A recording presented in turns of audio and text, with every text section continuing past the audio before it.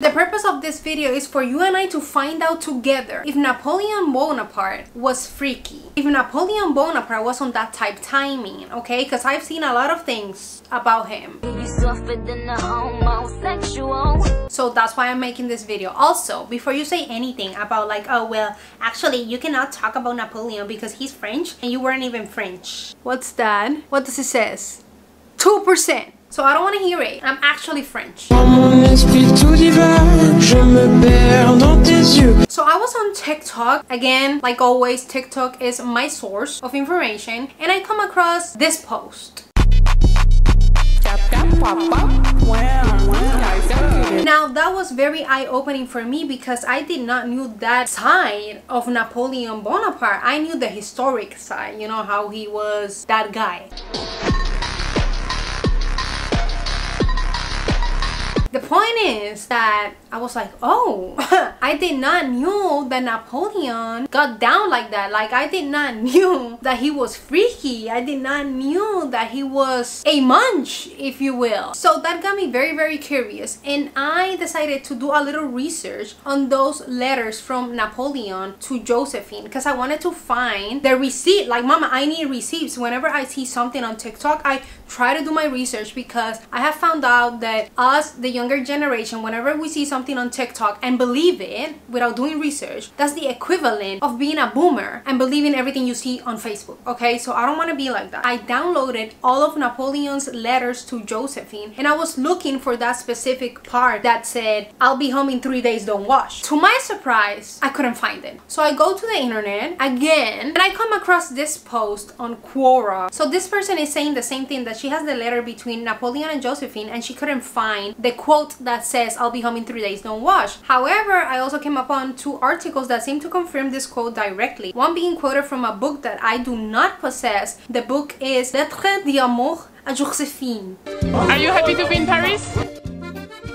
Oui. And apparently on page 155 there is this quote in French which translates to, do not wash, I am coming and in 8 days I will be there. However, that specific book, couldn't find it, but somebody else commented under that post that they actually have that book and they couldn't find the quote. So there's no receipts that actually confirm that Napoleon was that freaky, that Napoleon said such thing. I was a little bit disappointed, I'm not gonna lie to you. But do not despair, because not everything has been lost. When I was going through Napoleon's letters, I found something very, very interesting that he wrote. My dear, I write you seldom, I am very busy. Conversations which last whole days and which do not improve my cold. Still all goes well. I am pleased with Alexander. He ought to be with me. If he were a woman, I think I should make him my sweetheart.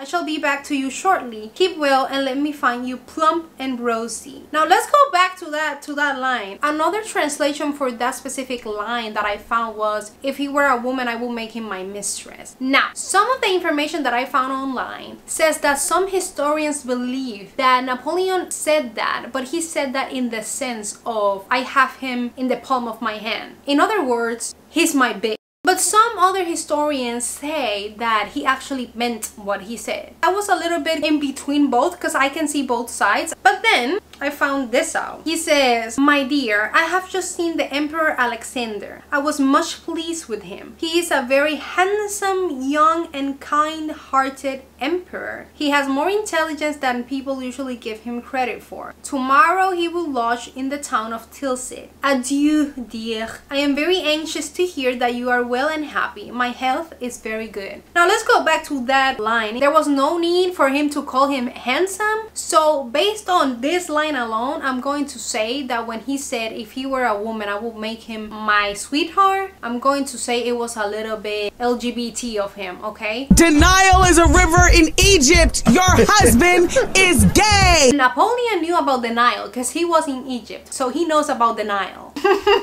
What in the Jaoi is going on? I mean, I don't want to say anything that is incorrect, like I'm not a historian, I did not knew Napoleon, but this, there's no straight explanation for this. Another thing that I noticed from his letters is that a lot of his letters sound like he is not mentally well. I think those letters, he was treating them as a stream of consciousness and he didn't bother to edit them. I don't love you an atom. On the contrary, I detest you. Talk about being dramatic. You are good for nothing. Very ungraceful, very tactless, very tattletale-malian.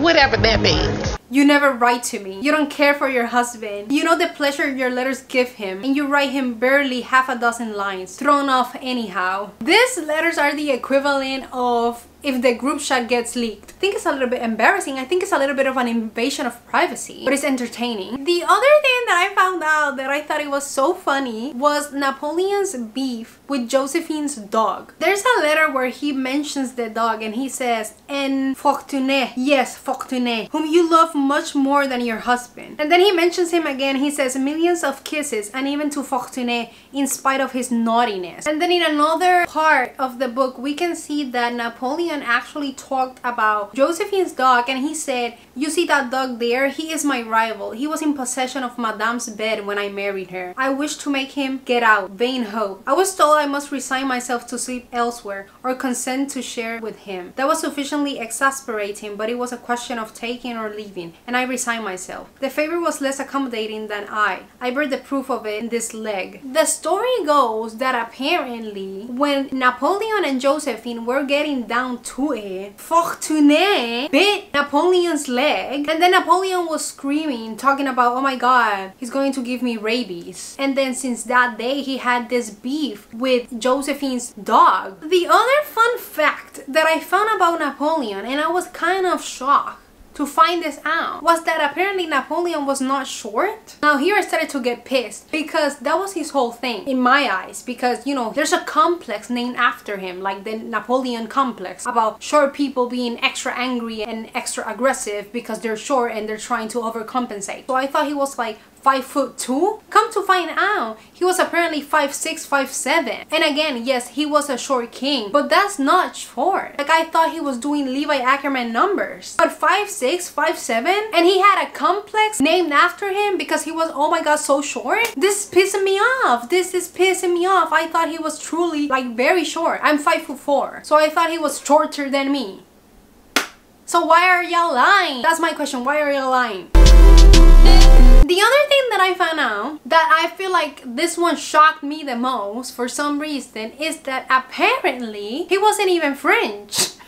And this is funny because every Napoleon painting that you see, he has the French flag or he's like representing France. Okay, when you tell me, what are the 3 names that come to your mind when I mention you France? My answer is Ratatouille, Joan of Arc, and Napoleon Bonaparte. Like for me, those are the big 3 of France. So he was born in Corsica, and Corsica is an island that apparently was under the Italian dominion until 1768. And then France took over Corsica and Napoleon was born in 1769. So when he was born French. But his parents and his family were of Italian descent. So he was Italian, like yes, his citizenship was France, was French, but his DNA, he was of Italian descent, so he was Italian. I think I was more French than him with my 2%. Said she was better than me, what the prankster. You know, I had the same reaction that I had when I found out that Christopher Columbus was not Spaniard and he was actually Italian as well, because when they teach you in school, oh, like Christopher Columbus came in and he was conquering and killing everybody, this and that, he did it in the name of the Spanish crown. But then, come to find out, he wasn't even Spaniard. So, you get me? It's like, oh, you're telling me that Napoleon was not even French, wasn't even short, he was a little gay, which is cool, but he was not as freaky as we thought. And to top it all out, I found out that he did this like extreme thing when he was emperor, that he took away a lot of women's rights. It's fair to say that I am a little bit disappointed, but there's nothing we can do.